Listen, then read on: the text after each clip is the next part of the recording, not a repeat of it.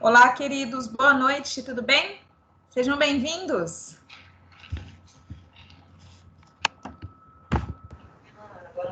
Boa noite, professora. Boa noite, Val. Pelo jeito, vocês não estão animados para a última aula, né? Só a Val aqui se manifestou. Ninguém está animado, né? Já não eu acho que é porque não gostam de direito de trabalho, por isso. Oi, professora, boa noite, tudo bem? Olá, boa noite. Tudo ótimo, Leandro. Bom, gente, nossa última aula, nosso último encontro, né? E não sei se vocês tiveram a oportunidade de dar uma olhada no livro-texto de vocês. Esse último tópico trata de vários assuntos, né? Então, traz alguns assuntos, mas não aprofunda em nenhum especificamente, e alguns até recapitula. Prometo que não vou tomar muito do tempo dos senhores, pretendemos aí, tem muita coisa que a gente já viu, então não cabe muita discussão, outras que pode ser até que podemos debater. Depois disso, vocês vão estar livres de mim. Então, vamos lá, nossa última aula. O tema da sessão é outras... Que peninha! Só você, Leandro. Que isso, fora show de bola, professora. Obrigada. Então, vamos lá. O tema da aula de hoje, dessa sessão, outras disposições sobre o direito coletivo do trabalho. Essas outras disposições são vários temas, tá? Então, vamos lá. O primeiro deles é um tema que a gente já estudou, que é a prevalência do negociado sobre o legislado. Essa inovação veio da... Só um minutinho, gente. Dá só uma licencinha para mim. Deixa eu só resolver um probleminha aqui. Peraí. Giovana.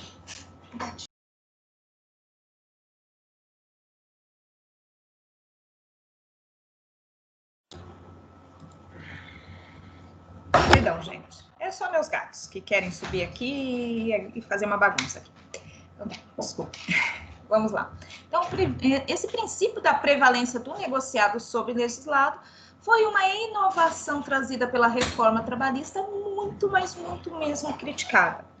O que significa dizer que, dentro dos parâmetros, dentro dos limites estabelecidos na CLT, aquilo que foi convencionado, aquilo que foi acordado, vai prevalecer sobre o que está legislado, ainda que o que foi acordado, o que foi convencionado, seja menos vantajoso ao trabalhador, certo?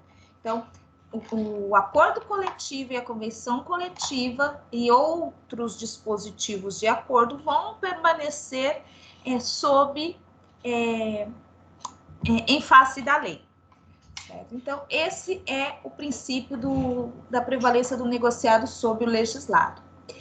Então, muita crítica surgiu, principalmente em 2007, quando veio a reforma. Tem muito juiz e tribunal que não está aplicando a prevalência do legislado sobre o conveniado, aí vai para o TST e o TST decide, não decide porque ainda não decidiu, não deu tempo de chegar, 2020, não deu tempo de chegar ainda ao TST. Mas em breve vai sair aí algumas instruções normativas do TST.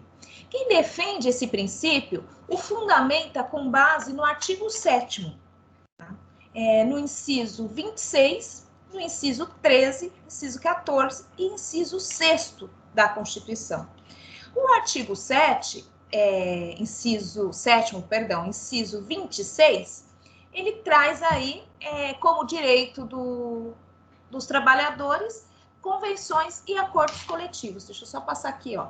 Reconhecimento das convenções e acordos coletivos. Então, reconhece que existem esses instrumentos, e esses instrumentos são direitos dos trabalhadores.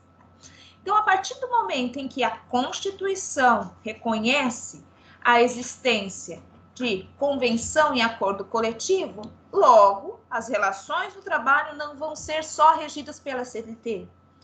Aí conclui-se que o direito do trabalho é um sistema plurinormativo, ou seja, além de ter toda a normativa prevista na CLT, também existem outros instrumentos que podem criar direito, como os acordos e as convenções coletivas. Também no artigo, o outro fundamento, e aí já com relação ao artigo 7º, inciso 13, 14 e 6º, ele vem falar aí de algumas possibilidades de negociar compensação de jornada, majoração de jornada, e até mesmo redução salarial, por meio da negociação coletiva, o que implicitamente autoriza outras modalidades de flexibilização das normas. A Constituição é o texto maior, e a Constituição possibilitou que esses direitos pudessem serem flexibilizados a partir de convenção e acordos coletivos. Veja, inciso 13, a duração do trabalho normal não superior a 8 horas diárias, são direitos dos trabalhadores, tá? E 44 horas semanais, facultada a compensação de horários e a redução de jornada, desde que, deixa eu só pegar um pincel aqui, marca texto, mediante acordo ou convenção coletiva. Isso quer dizer que redução de jornada, compensação de horário só vai poder acontecer se estiver previsto na convenção em acordo. Bom, se está previsto na convenção em acordo, não está previsto na norma, logo, vai ter que prevalecer o acordo, porque é onde vai estar dito, regulamentado essas questões. No inciso 14, jornadas de 6 horas para o trabalho realizado em turnos ininterruptos de revezamento, salvo negociação coletiva, onde permite aí a alteração da jornada de trabalho. E inciso 6º, irredutibilidade de salário, salvo disposto em convenção ou acordo coletivo, principalmente aí para salvar empregos e salvar empresas, pode haver a pactuação de redução de salário ou redução de jornada mais redução de salário. Isso é possível mediante acordo ou convenção coletiva. Veja que esse é justamente o segundo fundamento das pessoas que defendem o princípio da prevalência do negociado sobre o legislado, justamente porque a Constituição autoriza a flexibilização desses institutos. Daí, em contrapartida, nós temos os fundamentos contrários, que diz que a alteração legislativa apenas atende ao interesse do empresário, ou seja, a reforma trabalhista ela veio muito mais pró-empresário do que pró-operário. Reduziu direitos trabalhistas e criou falsa tese de que os sindicatos poderão negociar livremente. Por quê? Porque nós não temos, o nosso país não tem maturidade nem cultura sindical. Não temos maturidade nem cultura sindicalista. Então, é um texto normativo que cria a falsa ilusão de liberdade de acordar. Mas nos falta aí um pouco de repensar o Instituto do Sindicalismo e aprimorá-lo, ou seja, fortalecê-lo. Essa é a grande tese. Eu me lembro que, não sei se todos acompanharam a reforma em 2017, foram muitas críticas, e realmente são muitos pontos. Minha opinião singular, eu não acredito que a liberdade sindical em negociar e afastar direitos e garantias, até mesmo fundamentais, ela vai alcançar a finalidade que é a proteção e representatividade da categoria hipossuficiente. Por quê? Infelizmente, aí é uma experiência, tá? Dependendo do sindicato, a questão é muito mais política do que defensiva, do que representativa. Então, a fim de poder resolver as coisas de forma pacífica e política, até mesmo de ficar bem na fita, o sindicato acaba, como que eu vou dizer, flexibilizando leis de forma subterfúgia, entendeu? Dando margem à dupla interpretação. e mesmo mediante orientação, que aquilo estava errado, que aquilo até estava fora dos limites estabelecidos no artigo 611 A e B, mesmo assim foi feito. Então, assim, eu não acredito, realmente, eu não defendo esse princípio do legislado do negociado sobre o legislado. Que eu ainda não acho que... Porque não pode, como a gente... É uma arbitrariedade muito grande tirar a força sindical de um lado, né, e do outro lado dar permissões a ele, sendo que ele não tem força. Tem sindicato que está falindo, que não tem força, não tem voz. Certo? É muita incompatibilidade a quantidade de obrigações repassadas aos sindicatos e sem sequer um respaldo pelo Estado, né? Não no sentido de influenciar, mas, ok, o Estado não influencia, mas tira cada vez mais prerrogativas dos sindicatos, o que acaba aí enfraquecendo a base sindical, certo? Então, essa é só a minha opinião, é o lado da moeda que eu estou. Tá? Mas tem aí fundamentos e bons fundamentos a favor. Mas, para mim, atinge aí, fere o princípio da dignidade do trabalhador, fere o princípio da igualdade de partes, fere o princípio da paridade de armas. Tá? Então, por isso e por muitas outras coisas, eu não sou a favor. Esse princípio a gente já viu em aulas anteriores, então eu não vou voltar. Quem vai voltar vão ser vocês. Eu coloquei aqui bem bonitão para vocês na hora de ver o slide. Voltar lá na seção 3.3, que vai falar sobre ação coletiva, onde nós falamos sobre os artigos 611A e 611B.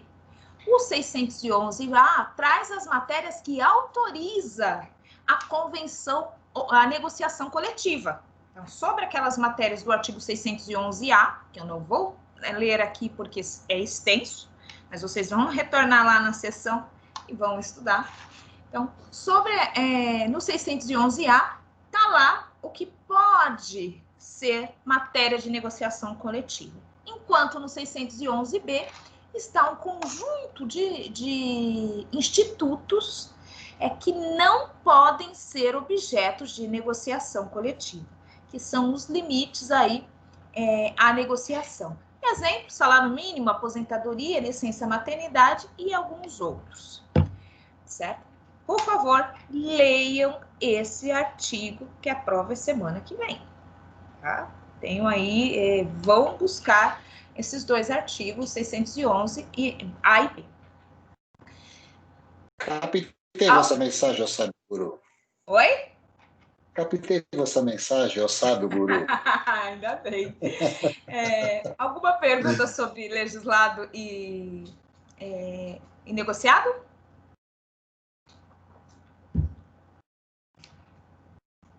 Tá, eu falei para vocês. Da mesma ideia, professor. Nenhuma. Compartilho da mesma ideia.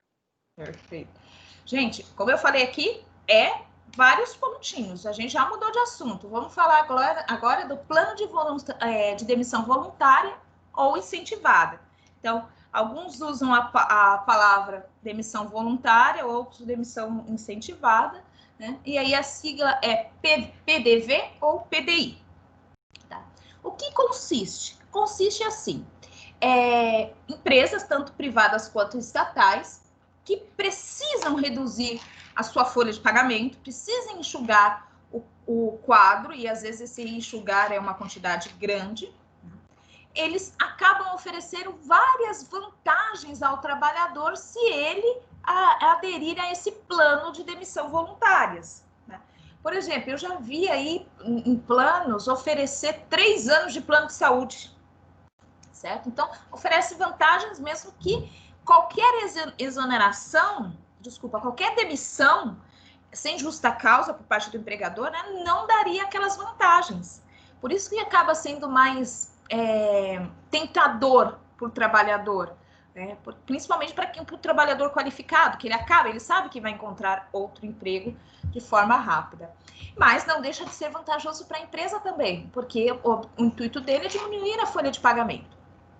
A previsão está no artigo 477b, que fala que o plano de demissão voluntária ou incentivada para dispensa individual, plurima ou coletiva, previsto em convenção coletiva ou acordo coletivo de trabalho, enseja em quitação plena e irrevogável dos direitos decorrentes da relação empregatícia, salvo disposição contrária estipulados pela parte. Olha a pegadinha do malandro aí no artigo. Fica legal, você vai acordar, vai sair com muitas vantagens que você não teria se fosse demitido, mesmo sem justa causa. Porém, o que acontece?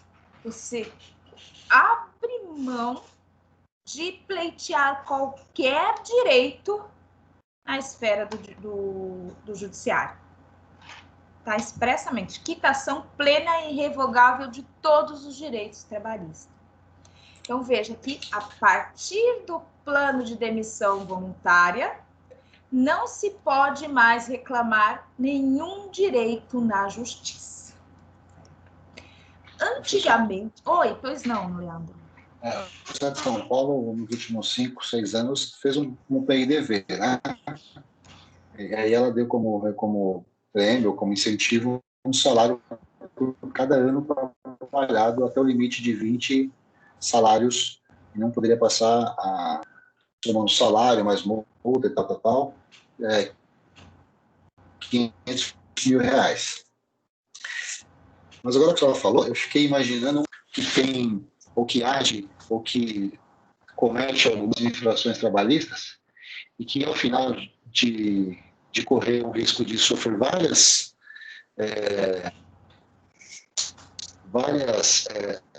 ações trabalhistas. Está cortando bastante seu áudio, tá? Pode criar um sistema de PIDV e como a mudança. Perdão, é que eu estou hoje, desculpa. Não, mas eu entendi o que você quis dizer. Poderia a empresa oferecer essas empresas que têm várias como uma e seria uma forma de disfarçar. Pode ser, não pode? Então, só que tem fundo de verdade no que você está dizendo, só que isso precisa estar previsto em norma coletiva, em negociação coletiva. Entendeu? E aí cabe o sindicato visualizar se há essa situação. Entendeu? Vai ter que ser um acordo com o sindicato, não é direto com o trabalhador. Entendeu? Tem uma hipótese de direto com o trabalhador que a gente vai ver já. Mas nesse caso aqui, eu preciso da participação do sindicato para poder aí ter esse plano de demissão voluntária. Em falar em participação de sindicato em negociação, seria até o próximo ponto que eu ia falar para vocês. Antigamente, antes da reforma, o PDV, ele tinha que estar expresso no instrumento de negociação coletiva a quitação irrevogável dos direitos. Se não tivesse expresso, os trabalhadores, mesmo que participassem do plano, aderissem ao plano, poderiam contestar qualquer direito face na Justiça do Trabalho. Atualmente, com o artigo 477-P, isso não acontece mais. O que ocorre é o seguinte: se houver uma omissão com relação à quitação na negociação coletiva, a regra é que se dá plena e irrevogável quitação dos direitos. Essa é a regra. Qualquer exceção à regra tem que estar prevista no instrumento normativo coletivo, certo? Então, para que essa cláusula do artigo 477-B não surta efeito, tem que estar descrito no instrumento de acordo coletivo. Olha aqui, ó. Salvo disposição em contrário estipulado pelas partes. Tá?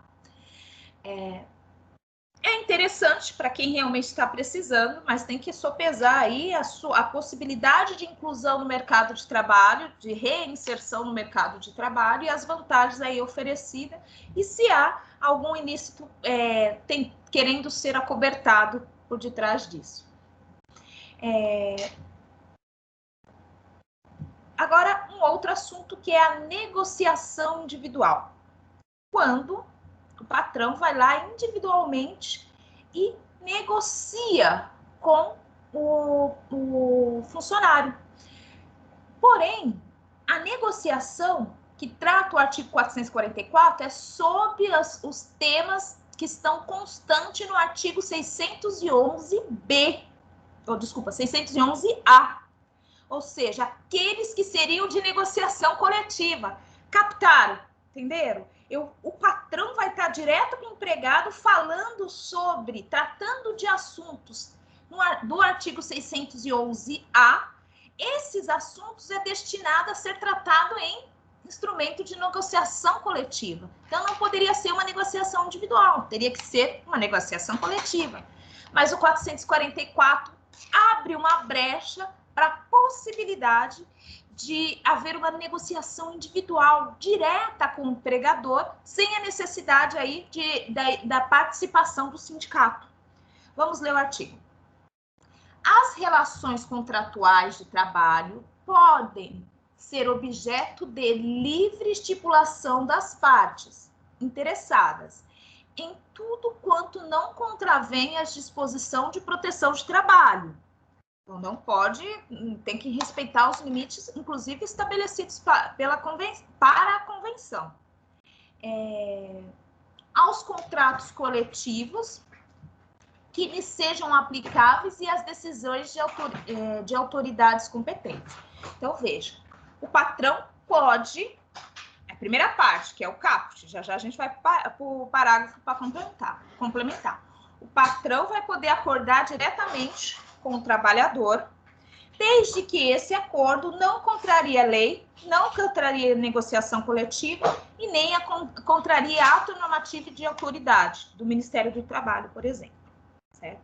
Então, pode nesses 3 limites. Parágrafo único. A livre estipulação que se refere este caput, aqui, livre estipulação, aplica-se às hipóteses previstas no artigo 611A, com a mesma eficácia legal e preponderância sobre instrumentos coletivos. No caso de... Então, quais são os casos? Empregado portador de diploma de nível superior e que receba salário igual ou superior a 2 vezes o limite máximo do INSS. Então, não é qualquer trabalhador, tá? É uma categoria de trabalhador específico, um trabalhador que ele não está tão vulnerável assim quanto os demais. Então, para que haja aí a livre estipulação entre as partes, com relação ao estipulado no artigo 611A, esse acordo individual tem que respeitar os limites da lei de convenções coletivas já estipuladas e normativas de órgãos competentes, e também tem que ser feita com um funcionário que tenha diploma de nível superior e receba mais de 2 vezes o piso máximo, o teto do INSS. São cumulativos, né? Um ou outro, tem que ter tudo isso que eu falei para vocês para que possibilite a negociação direta entre o empregador e o empregado. Tá? E veja que a lei fala diploma, não é formação superior. Se não tem o diploma ainda, não requereu, não pode ser feita esse tipo de negociação, porque precisa do diploma. Lembrando, gente, o fato de vocês terminarem a faculdade não significa que vocês tenham título. O título só vem com a colação. E mesmo a colação não significa que você tem um diploma. O diploma só vem se requisitado e depois de um determinado tempo. Aí alguns meses, uns 3 meses, geralmente. Certo? Então, resumindo, hoje nós temos o teto de R$ 6.101,06 de real. Quais seriam os requisitos para a negociação individual? Que o trabalhador receba mais que 2 vezes ou mais que o teto, ou seja, 12.202,12 centavos. Acima disso, a partir daí. E também ele tem que ter um diploma de nível superior. Tecnólogo não conta. Tem que ser nível superior. Aí, essa negociação, ela vai ser feita sem a participação do sindicato. Por isso que é chamada de negociação individual. E nessa negociação poderão ser tratados todos os temas do artigo 611-A. E, para finalizar, essa negociação, ela prevalece sobre a lei em analogia do princípio do negociado da prevalência do negociado sobre o legislado. Ficou clara a negociação individual? Perguntas?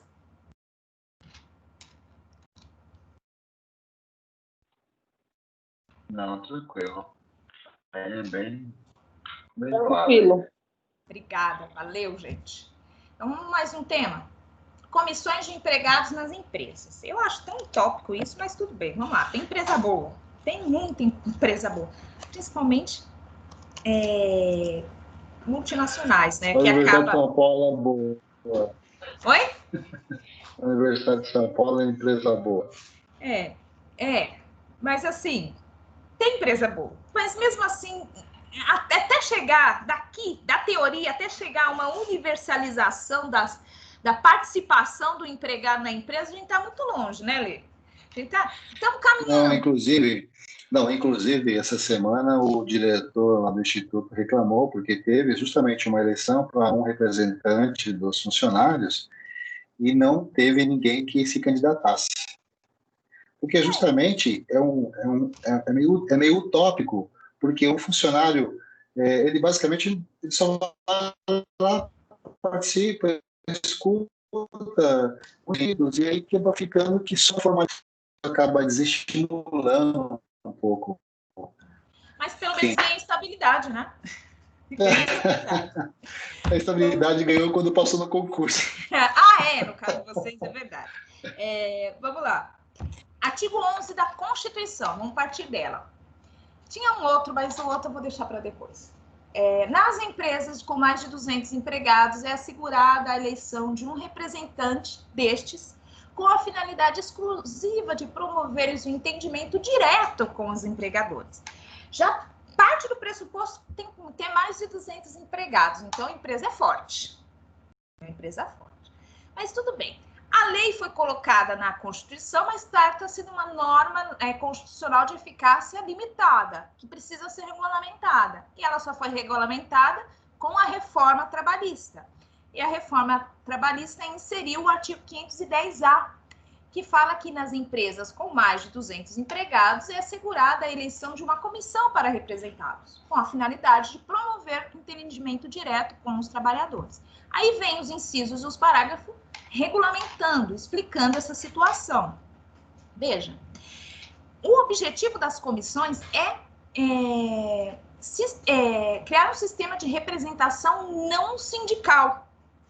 Não com as prerrogativas do sindicato, mas de forma ali a resolver ou melhorar as questões locais. Porque muitas vezes o sindicato está tão preocupado com o geral, porque representa a profissão, então vários trabalhadores, e os funcionários daquela empresa querem resolver o problema deles, né, que às vezes é muito pontual. Então, as comissões de empregados, elas são criadas justamente isso, para possibilitar um canal de comunicação entre o empregador e os empregados. O parágrafo 1º fala assim: a comissão será composta até em empresas com mais de 200 funcionários, até 3.000 funcionários, de 3 membros, desculpa. Nas empresas de 3.000 a 5.000 empregados, a comissão vai ter 5 membros. Nas empresas com mais de 5.000 empregados, a comissão terá 7 membros. Veja que a Constituição falou em um representante e a CLT ampliou para que torne uma comissão de fato. Parágrafo 2º. No caso da empresa possuir empregados em vários estados da federação ou no Distrito Federal, será assegurada a eleição de uma comissão de representantes dos empregados por cada estado e Distrito Federal, da mesma forma do parágrafo 1º. Então, temos aí empresa com várias filiais, é assegurada uma comissão representativa por cada estado. E quais são as atribuições dessa comissão? Artigo 510b. Fala assim, a comissão de representantes de empregados terá as seguintes atribuições. E vejam que elas são totalmente diferentes do sindicato. Representar os empregados perante a administração da empresa. Então, é uma relação interna, dentro da empresa. Aprimorar o relacionamento entre a empresa e seus empregados com base no princípio da boa-fé e respeito mútuo. 3. Promover o diálogo e entendimento no ambiente de trabalho com o fim de prevenir conflitos. Antes que a bomba estoure, vamos conversar para poder apaziguar. Então, veja que até aqui a comissão tem mais uma finalidade apaziguadora para conter os ânimos, obter um meio termo, tá? Do que empírica, propriamente dita. 4. Buscar soluções, agora sim, para os conflitos decorrentes da relação de trabalho, de forma rápida e eficaz. Porque às vezes com o sindicato demora as soluções, né? De forma rápida e eficaz, visando a efetiva aplicação das normas legais e contratuais. Então, a comissão pode propor aí soluções para algum conflito que ocorra internamente dentro da empresa. 5. Assegurar tratamento justo e imparcial aos empregados, impedindo qualquer forma de discriminação por motivo de sexo, idade, religião, opinião política ou atuação sindical. Interessante isso, porque possibilita com que vozes que estão sem espaço consigam alcançar, muitas vezes a pessoa sofre um tipo de discriminação e ela não tem espaço para falar, né? Porque acha que não vai ser ouvida por empregador. E através de uma comissão, de forma impessoal, talvez a temática possa ser levada ao empregador e fazendo com que se dirima aí essas situações de discriminação. Inclusive, até meu marido estava fazendo um curso na empresa dele, ele trabalha na Dell, e eles estavam fazendo um curso justamente sobre inclusão, multiculturalismo e tolerância, uma coisa assim.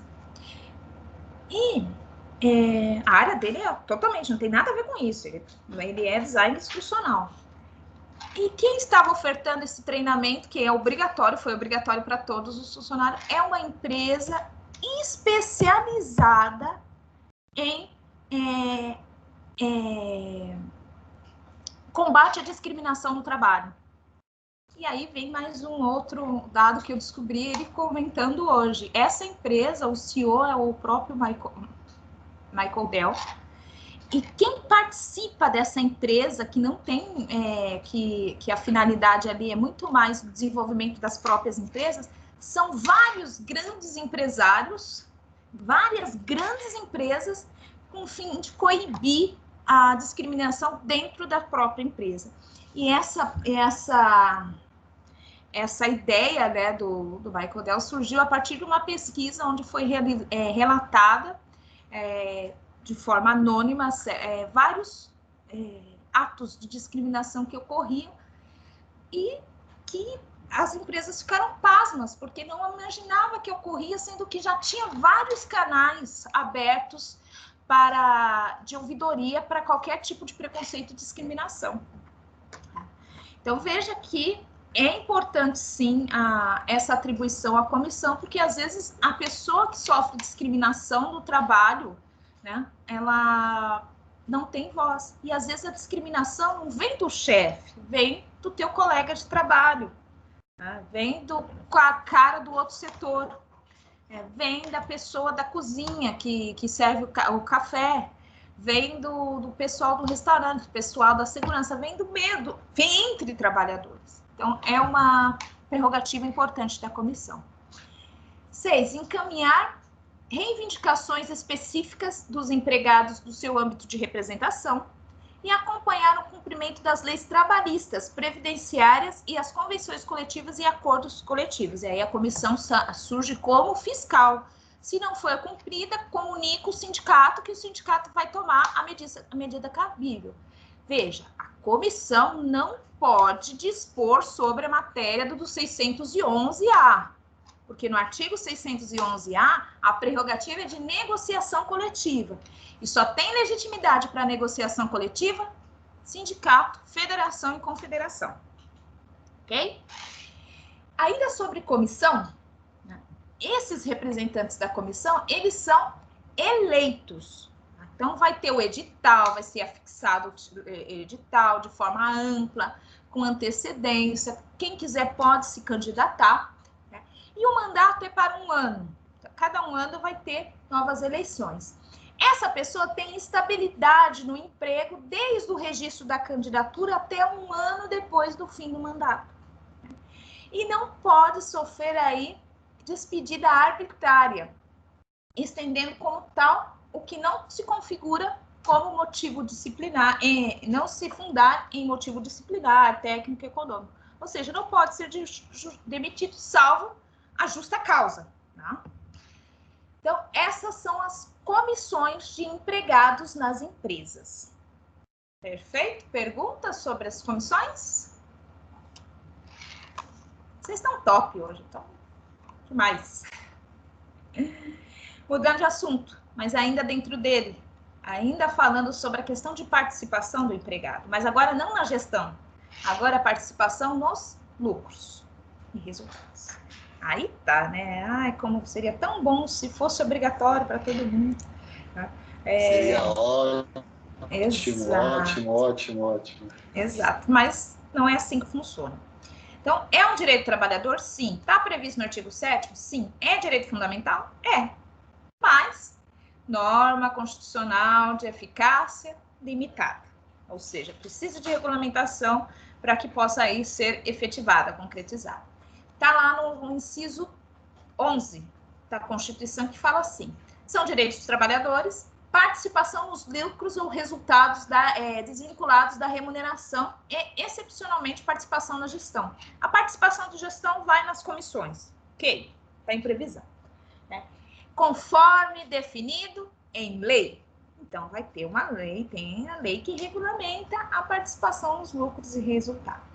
Veja que essa participação, esse valor recebido pelo empresário não tem caráter salarial. E o valor aí vai depender dos lucros obtidos, dos lucros e resultados obtidos pela empresa.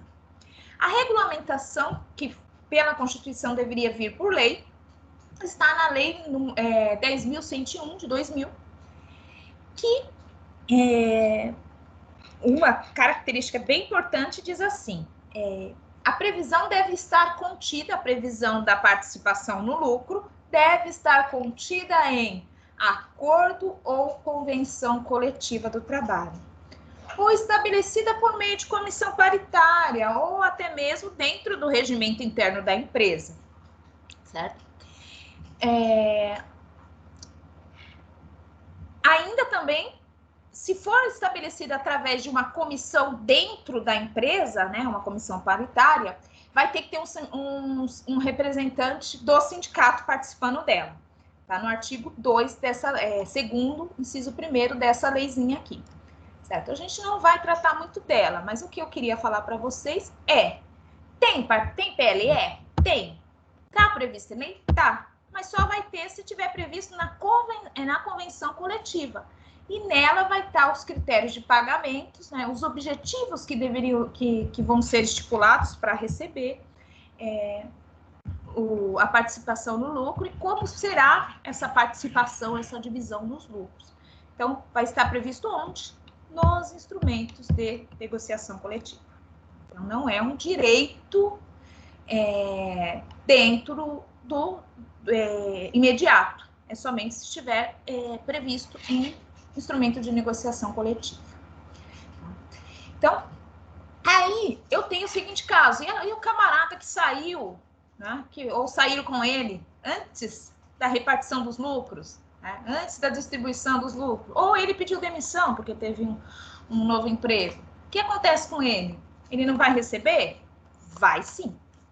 Pela súmula 451 do TST, ele vai ter direito à proporcionalidade do tempo em que participou da gestão do resultado, né? Ele fez parte daquele resultado, né? Então, ele tem uma parcela aí de participação naquele resultado.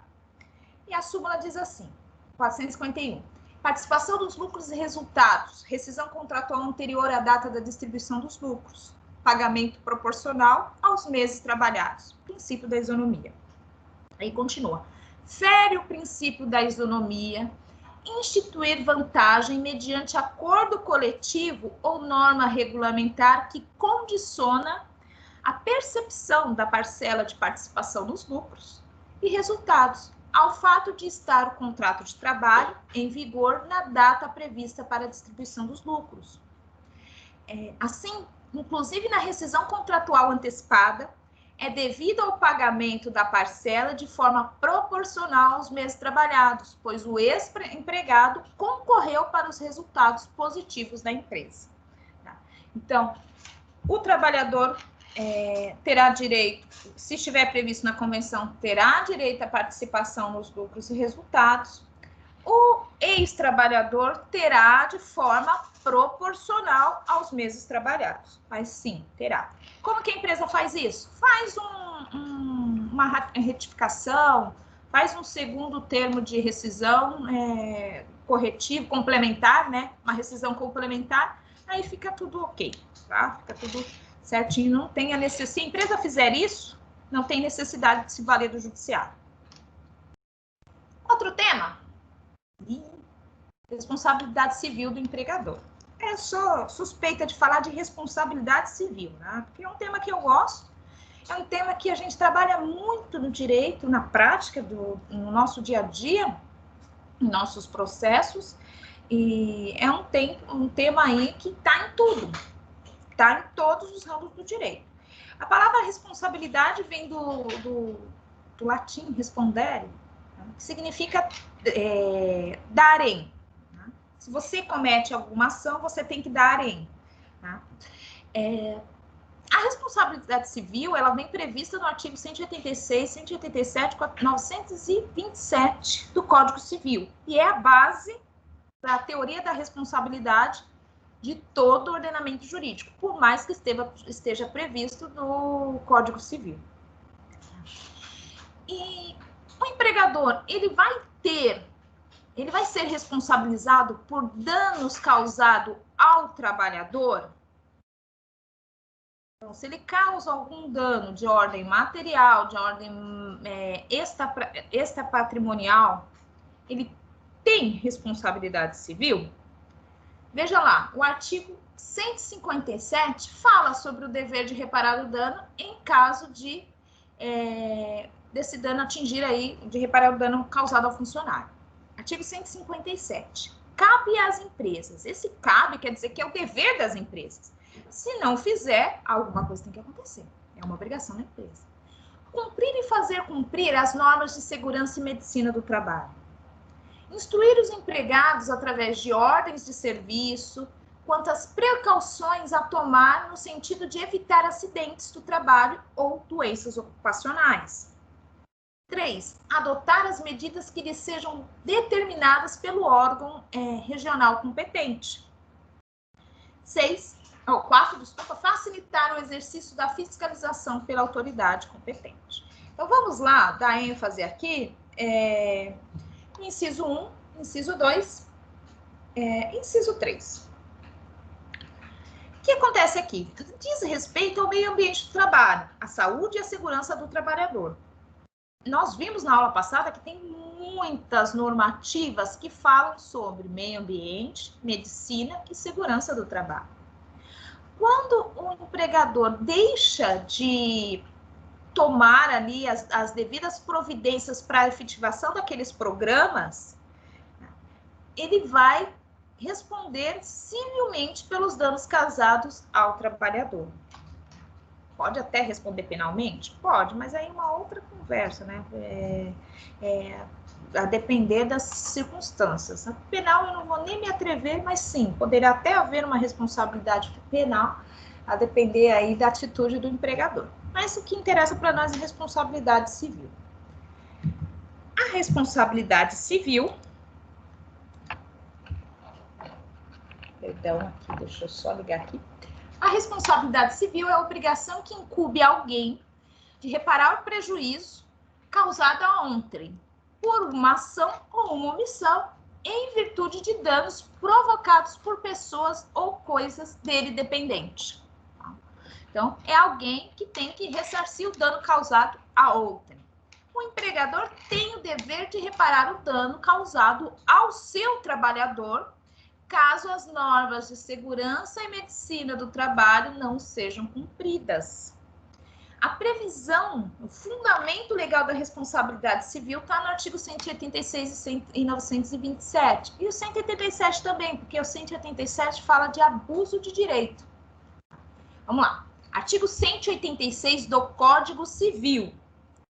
Aquele que, por ação ou omissão, voluntária, negligência ou imprudência, violar direito ou causar dano a outrem, ainda que exclusivamente moral, comete ato ilícito. Nesse artigo 186, eu estou diante da responsabilidade civil subjetiva. Então, quem é mais velho aí no direito, quem está nos semestres mais adiantados, já deve ter visto isso em direito civil ou em outra matéria. Então, quais são aí os requisitos da responsabilidade civil subjetiva prevista no artigo 186?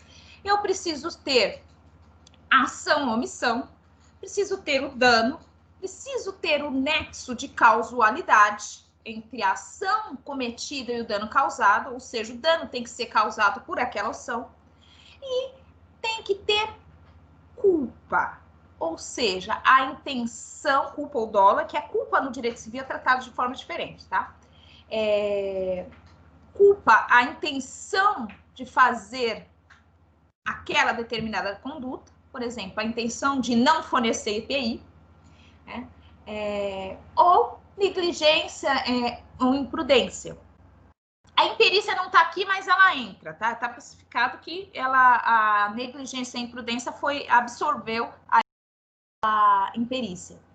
Então, a negligência é quando deveria fazer alguma coisa, mas não o fez. A imprudência é quando sabe que pode causar um dano, mas mesmo assim assume o risco.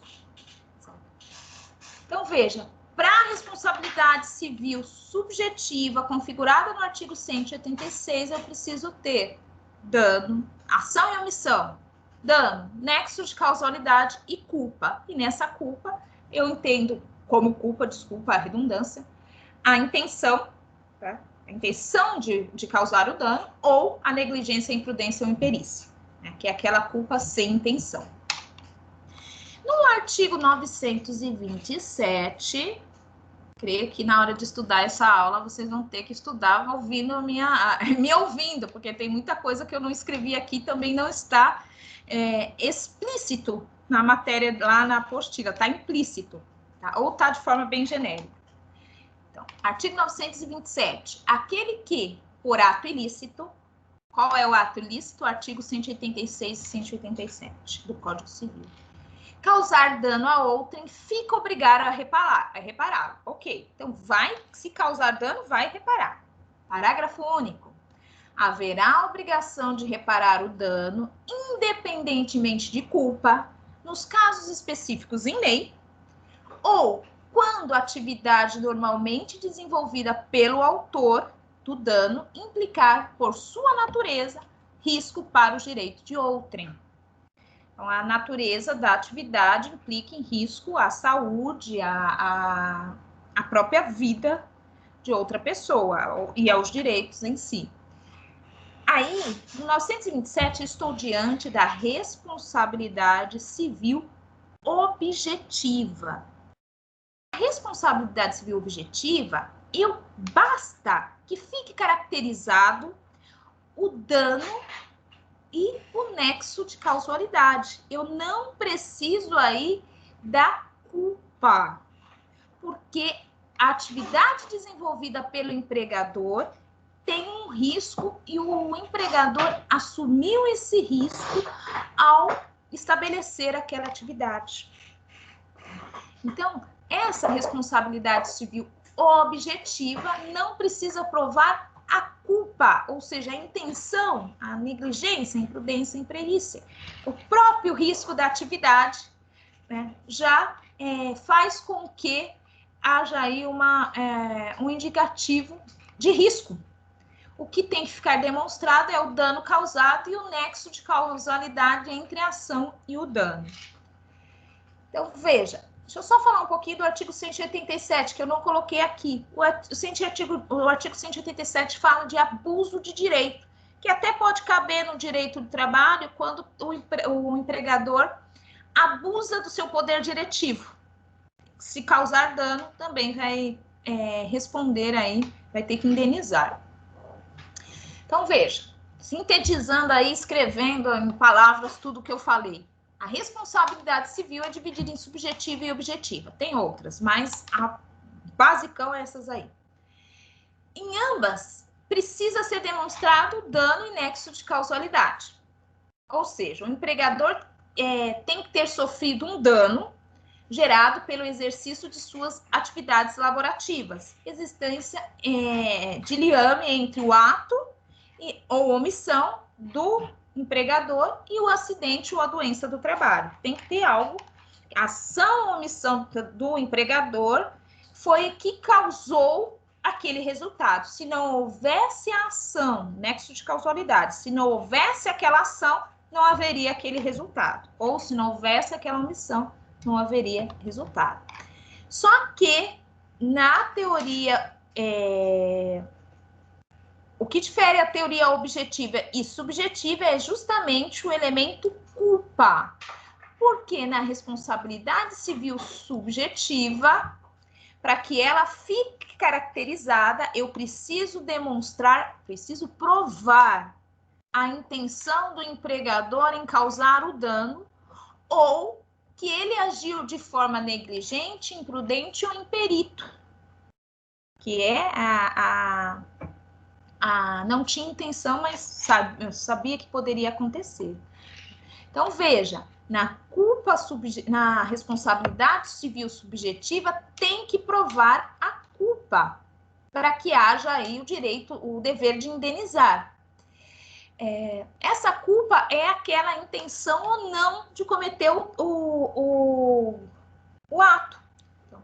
Então, veja, a intenção é que fez porque queria fazer. A não intenção é porque agiu com imprudência, negligência ou imperícia. Neste caso, da culpa, também se encontram omissão, imprudência, negligência e imperícia do trabalhador. Já na responsabilidade civil objetiva, o dever de indenizar não precisa ficar comprovada a culpa, ou seja, independe de culpa. Independe se o empregador queria ou não o resultado. Independe de se o empregador agiu ou não com negligência, imprudência ou imperícia. Basta aí que ele tenha agido, porque ele assume o risco em virtude do seu negócio, conforme preconizado no parágrafo único do 927 do Código Civil. Basta a presença do dano e de nexo de causalidade. Veja que na responsabilidade objetiva eu tenho culpa, dano, nexo de causalidade e, óbvio, ação e omissão. Na responsabilidade civil objetiva eu tenho nexo de causalidade, dano e ação ou omissão do trabalhador, do empregador, porque sem ação ou omissão eu não tenho como demonstrar o nexo de causalidade. Se eu não demonstrar o que foi feito ou que não foi feito, como que eu vou demonstrar o nexo de causalidade? Então, essa teoria deve ser aplicada quando a atividade normalmente desenvolvida pelo empregador implica, por sua natureza, risco aos direitos dos trabalhadores, principalmente quando trata-se de atividades de periculosidade e insalubridade. Aí nós já temos um risco inerente. Até mesmo outras atividades, construção civil, que aí também vai cair na periculosidade. Mas se a atividade envolver esses critérios de perigo e de questões insalubres, ou produção, por exemplo, produtos químicos, entre outros, atividade de risco, já enseja aí a responsabilidade civil objetiva do empregador em indenizar o trabalhador em caso de dano. Então, veja que no âmbito trabalhista, a responsabilidade civil pode se traduzir como pagamento de indenização. Indenização por danos materiais, danos morais e danos estéticos. Então, são 3 tipos de dano. Na realidade, tem um 4º tipo de dano, que é o dano existencial, certo? Que a gente vai ver no último slide. Então, basicamente, são essas espécies de danos. O dano o dano material é um dano patrimonial, porque você consegue mensurar, quantificar qual foi a matéria que foi atingida e dar um valor a ela. Então, justamente é quando há perdas e danos, lucros cessantes, aí você consegue estabelecer um parâmetro para o dano material. Então, é que há uma matéria de fato. O dano moral, dano estético e dano... esqueci agora a palavra que eu falei para vocês. Dano existencial. Esses 3 são categorias de danos extrapatrimoniais. Ou seja, não tem um valor afim, com valor determinado. A saúde de vocês, ela não pode ser quantificada.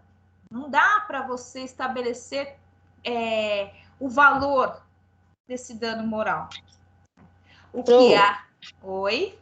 Pois não? Boa noite, Dominique, tudo bem? Oi, o dano moral, o dano estético e o dano existencial é dano o que mesmo?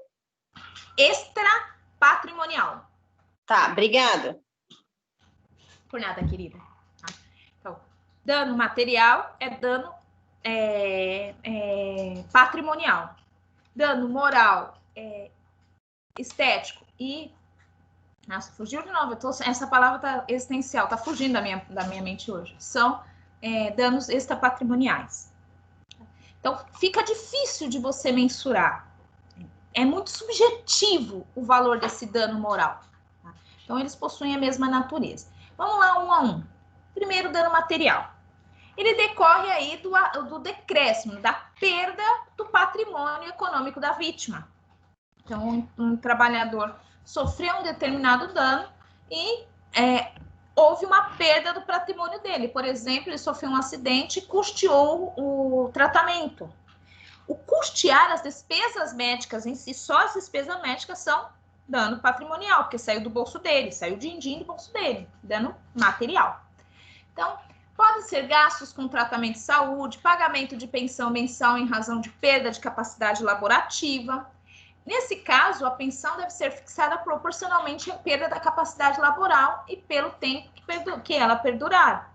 Então, é possível que a pessoa perca alguns dedos da mão e, em virtude de perder esses dedos, ele não pode mais exercer determinadas funções e ele não consegue mais se inserir em atividade com aquela remuneração. E acaba aí tendo uma perda de capacidade laborativa, ele não consegue mais ter o pleno desenvolvimento das suas atividades motoras.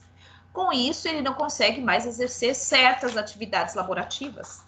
Aí, poderá ser imposto ao empregador uma indenização por danos materiais em virtude de perda de capacidade laborativa. Então, impactou no bolso do trabalhador, sim, porque ele vai ter o seu salário aí diminuído, porque não vai conseguir um emprego, não vai conseguir qualquer emprego, tá? Não é qualquer coisa que ele vai poder fazer. Nos casos que envolvem acidente de trabalho e doença ocupacional, aí nós estamos diante de dano moral.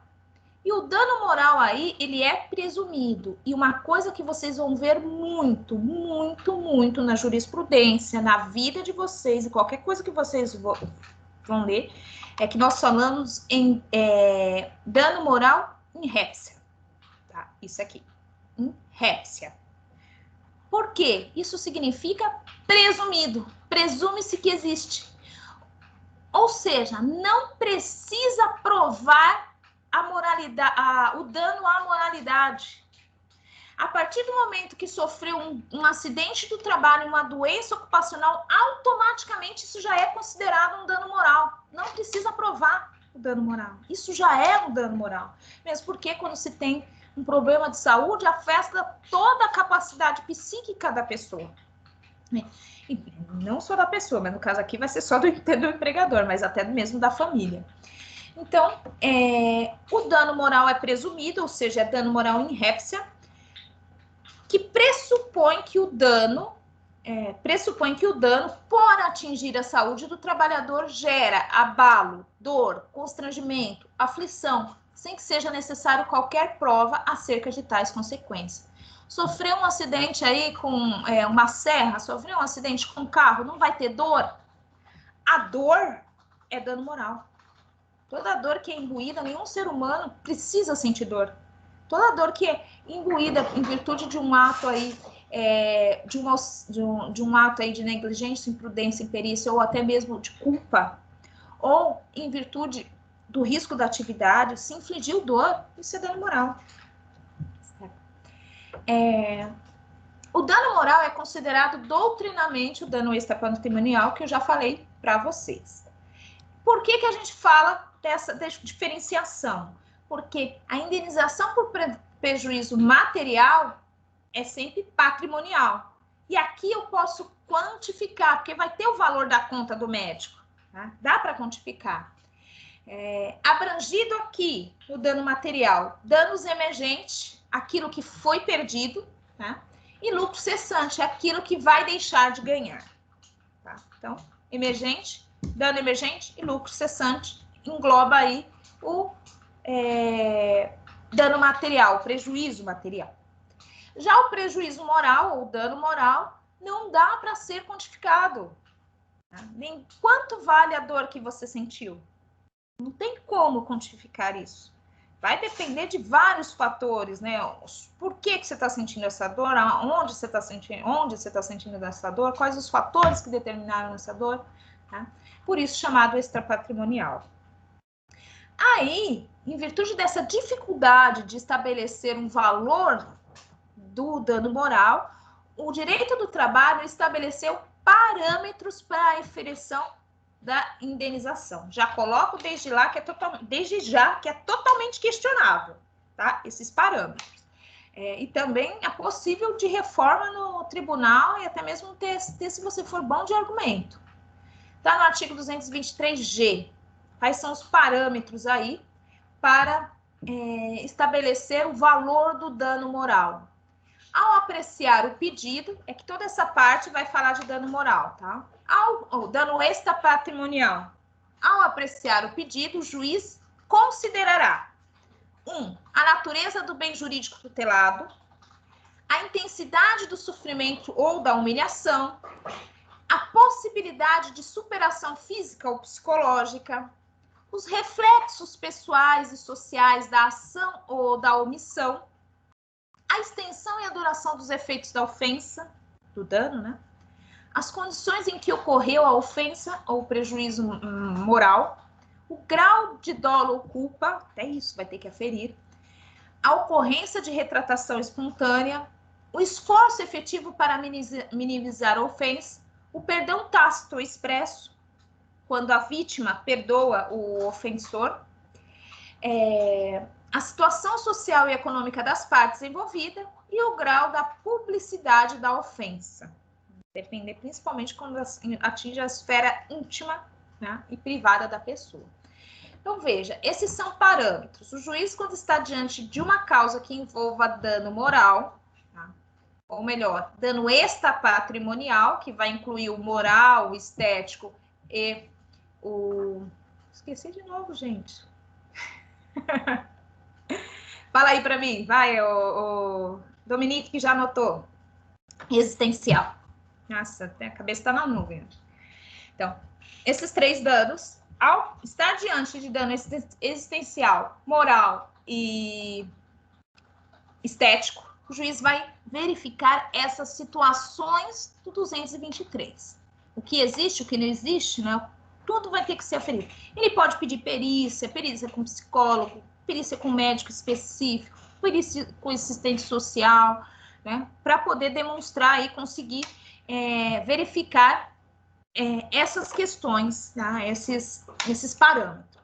Feito isso, a partir desses parâmetros, aí o juiz também, a legislação trabalhista colocou aí alguns critérios para que se fixe essa indenização no parágrafo 1º do mesmo artigo, que fala assim: se julgar procedente o pedido, já avaliou aquele anterior, né?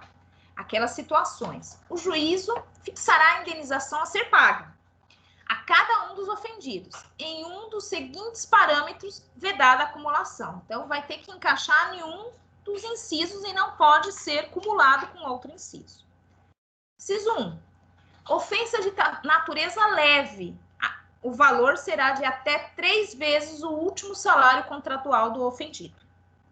2. Ofensa de natureza média. Até 5 vezes o último salário contratual do ofendido. Ofensa de natureza grave, até 20 vezes o último salário do contratual do ofendido. E ofensa de natureza gravíssima, até 50 vezes o último salário contratual do ofendido. Esses parâmetros não valem em caso de morte, que aí vai ter que ser oferida em separado e não se aplica mais esses parâmetros. O juiz vai ter que analisar tudo que aconteceu e que ensejou na morte do trabalhador. Quais são as críticas a esses sistemas? Esse sistema aí do parágrafo 1º que coloca já o valor. Gente, já pensou colocar o valor para atuador? Valor para turma, um valor tabelado, uma tabela para sua humilhação? Então, o que sustenta hoje é a inconstitucionalidade desse artigo, justamente porque afronta o princípio da reparação integral do dano, porque às vezes não atinge toda a integralidade do dano moral. E também esse dispositivo viola aí o artigo 5º, inciso 35, porque impossibilita o judiciário de apreciar a lesão em ameaça ao direito. Ele não vai poder ter a apreciação, porque já está determinado na lei. Quem está apreciando é a lei, não é o judiciário. E o artigo 5º, inciso 5, que fala que assegura o direito de resposta proporcional ao dano, proporcional ao agravo, certo? Só que a lei está limitando esse direito de resposta. E às vezes o agravo é muito mais grave do que até mesmo o parâmetro de 50 salários ali estabelecido. Em virtude justamente disso, dessa imposição de tarifas, e não haverá proporcionalidade entre o dano e a indenização reparatória, principalmente se os salários forem baixos, né? Se tratarem de trabalhadores com salários baixos. Aí nós podemos ter indenizações baixíssimas. Já pensou? A pessoa fica em cima da cama, um vegetal, não morreu. Que vai receber? Aí um pouco mais de 50 mil reais, porque recebe só um salário mínimo. Aí, será que isso é proporcional ao agravo? Essa situação é proporcional? Fica aí, vocês reflitam sobre isso. Aí, com relação aos danos estéticos, a doutrina majoritariamente já define eles como extrapatrimoniais, como eu já havia dito, e vai aplicar as mesmas regras dos danos morais. Tudo que eu falei vai valer para danos estéticos. O que são danos estéticos? São aqueles devidos quando o trabalhador tem sequelas em virtude da doença, né, ou do acidente de trabalho. Essas sequelas podem ser cicatriz, perda de membro inferior ou superior, perda de mobilidade, né? Fica manco, fica com tique, entre outras coisas. Então, o dano estético será devido quando houver uma deformidade física no trabalhador. Exemplo, se o trabalhador foi vítima de acidente de trabalho, tendo sofrido amputação de um dedo da mão, ele fará jus ao recebimento de indenização por danos estéticos, que ficou sem o dedo, e morais, porque atingiu a saúde dele. São dois pedidos diferentes, gente. Na petição de vocês, façam os dois pedidos, porque são duas indenizações diferentes. Caso fique provada a redução da capacidade laborativa, olha, tem mais uma. O que será aferido por perícia médica a ser realizada na ação judicial, terá direito à pensão que será fixada em percentual da sua remuneração de forma proporcional à perda da capacidade laborativa. Por fim, se tiver custeado o tratamento médico com recursos próprios, os danos materiais também serão abrangidos. Então, é possível acumular pedidos de dano moral, dano estético e dano material? Sim, é possível, porque são óticas diferentes. Pode ser acumulado porque são situações diferentes que caracterizam cada um desses danos. E, por fim, eu venho falar para vocês do dano existencial. Esse eu acho que eu errei, esqueci tanto de falar que vocês não vão esquecer dele na hora da prova, né? De tanto que eu esqueci da palavra existencial. Então, só para finalizarmos aqui, nosso último slide, com relação ao dano existencial, a consequência é o pagamento de indenização ao trabalhador. Existe uma indenização ao trabalhador. Mas o que é o dano existencial? É aquele dano que, em virtude das ações do empregador, faz com que o trabalhador perda a existência humana, perda o sentido da existência humana. Eu sei que foi filosófico, mas vou deixar mais técnico para nós. Ele foi, em virtude do seu trabalho, ele foi afastado das atividades da vida, né? Atividades culturais, atividades sociais, estar com a família, recreação, esporte, vida afetiva. Quando isso acontece? Quando o empregador descumpre as normas trabalhistas e obriga o trabalhador a fazer várias horas extras, amplia a jornada de trabalho, extrapola as 2 horas, então o trabalhador já não tem mais vida. Ele fica impossibilitado de viver, às vezes nem filho vê, porque quando chega em casa, o filho, a esposa, o filho, o marido, já estão dormindo. E quando sai é cedo demais, eles ainda estão dormindo. Então há essa perda de participação, de existência humana. Aí por isso que nós falamos de dano existencial.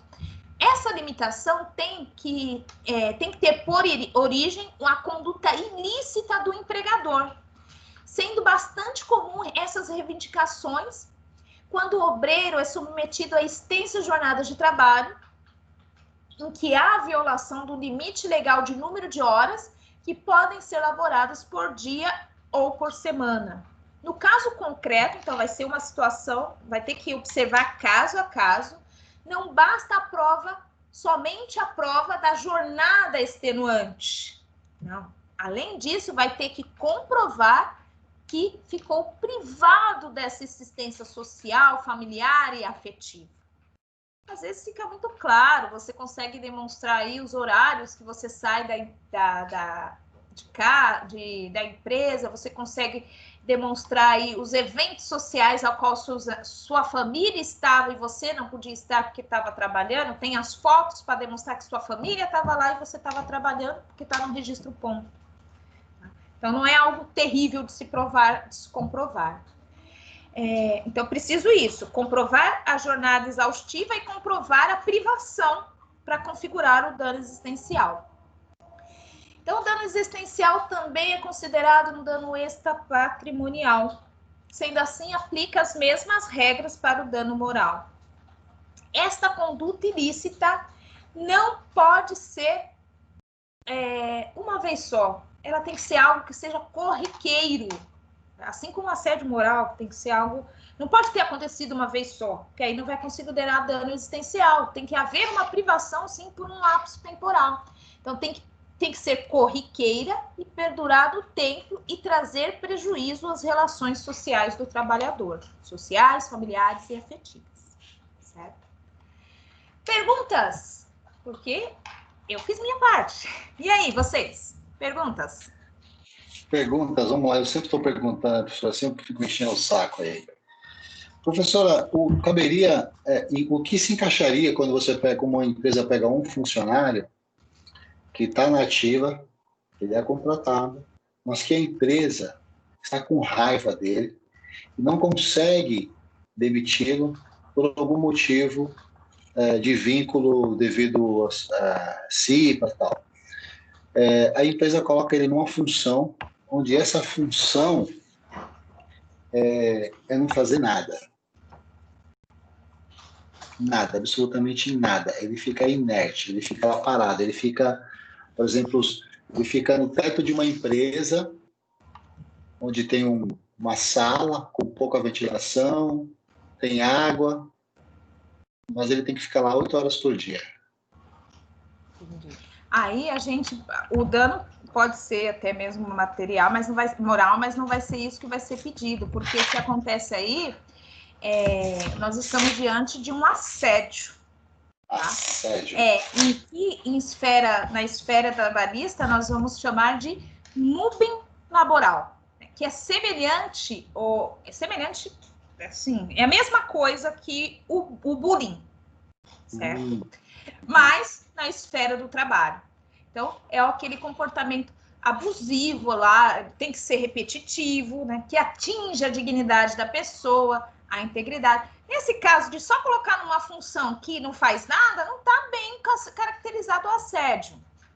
Entendeu? Não está fazendo nada, não está causando nem dano, nem não está causando prejuízo.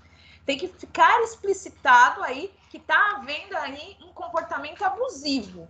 Então, a gente está diante aí do famoso mobbing laboral, que é semelhante ao bullying, né? Só que, por ser no ambiente de trabalho, chama-se mobbing. M-O-B-B-I-N-G. Mobbing laboral. Então, é uma questão de assédio, aí não é dano moral, certo? E que seja indenização também. Ah, ok. Perfeito. Obrigada pela pergunta. Mais alguém? Ana? Eu, professora. Tudo bem? Boa noite. Tudo bom. Deixa eu perguntar. Eu estava vendo com a Bruna e a gente só teve um trabalho só. E a nota de trabalho, não sei se a senhora sabe, é de 2.500 pontos.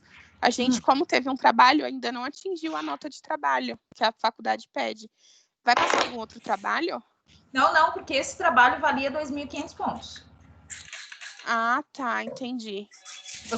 Obrigada. Você não atingiu é porque você não respondeu as questões de forma correta, errou na assertiva, mas vale 2.500, não vai ter outro. É até bom falar. Quem não alcançou a pontuação, a gente está aí com o desafio nota máxima na última semana. Eu ia até colocar o banner aqui para vocês, mas não vai dar tempo. Então, façam um desafio nota máxima, que aí vai compensar na pontuação para poder alcançar essa pontuação que falta. Tá? Então, tem mais aí um suspiro, aí, o último suspiro essa semana, certo? Então, tá bom então, prof. Obrigada. Ficaria então da sessão 3.1 até agora. Bom, vamos lá, prova. Vamos lá. Para a prova do segundo bimestre, nós vamos ter a unidade 3 e unidade 4. Tá? Essas duas unidades.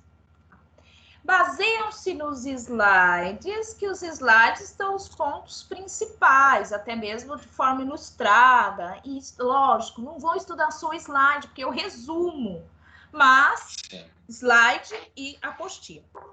Essa é a primeira. Obrigado pelos slides, professora. Por nada. A senhora posta muito rápido, isso é muito bom. Obrigada.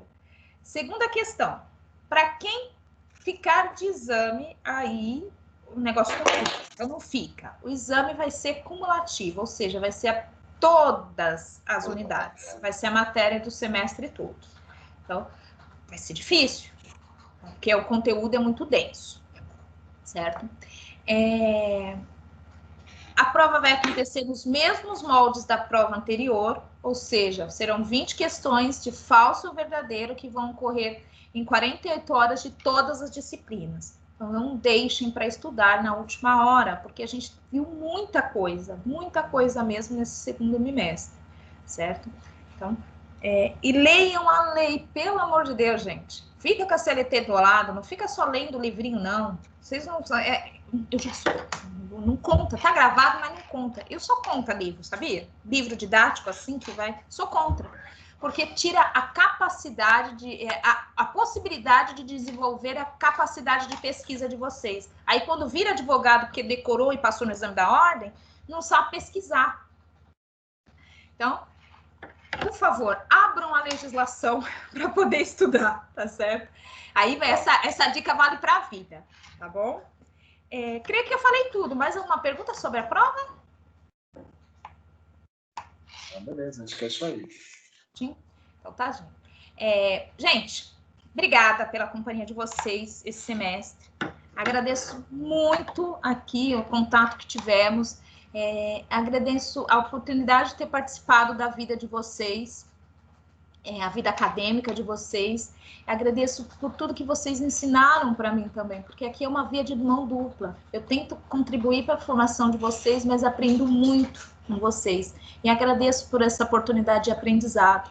Peço desculpa desde já se falhei em alguma coisa.